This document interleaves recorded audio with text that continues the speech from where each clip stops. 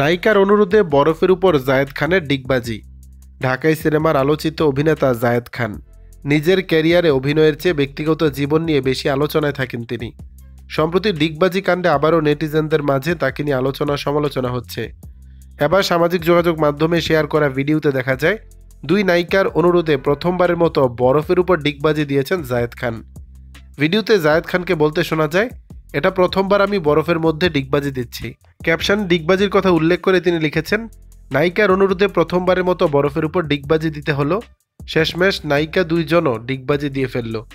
Comment বক্সে একজন লিখেছেন, আপনি পারেনও ভাই, মেয়েদেরও কাজে লাগিয়ে দিলেন। আরেকজনের ভাষ্য, জায়েদ খান মানেই আনন্দ বিনোদন।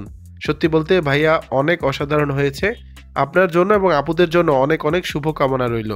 উল্লেখ্য, জায়েদ খান 2006 সালে ভালোবাসা ভালোবাসা চলচ্চিত্রের মাধ্যমে তার কর্মজীবন শুরু করেন। দর্শক, বিষয়টি নিয়ে আপনাদের মতামত জানাবেন নিচের কমেন্ট বক্সে।